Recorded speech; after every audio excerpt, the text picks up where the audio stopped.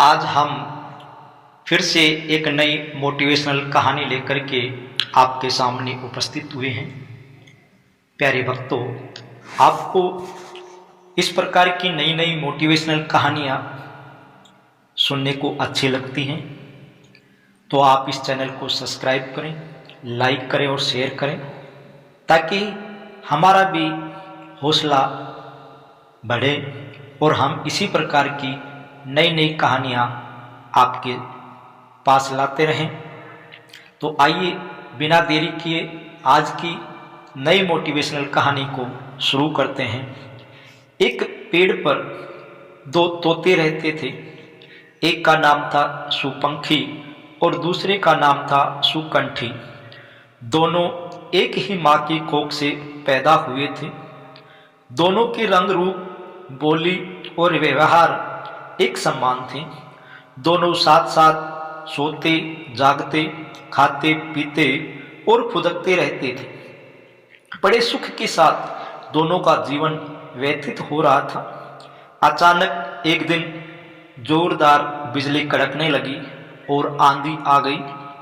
ऐसे में सुपंखी हवा के झोंके से मार्ग भटकता हुआ चोरों की बस्ती में जा गिरा और सुकंठी एक पर्वत से टकराकर घायल होकर ऋषि मुनियों के आश्रम में जा गिरा। धीरे धीरे कई वर्ष बीत गए। सुपंखी चोरों की बस्ती में पलता रहा और सुकंठी ऋषि मुनियों के आश्रम में।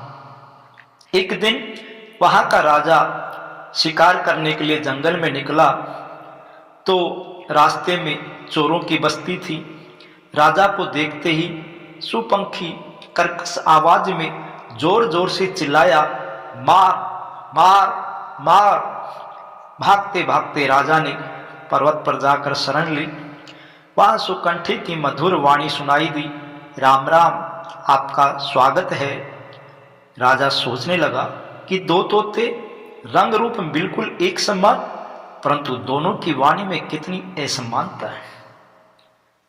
प्यारे भक्तों, संगत के कारण इन दोनों तोतों का स्वभाव अलग अलग हुआ, जबकि एक ही माँ की कोख से पैदा हुई।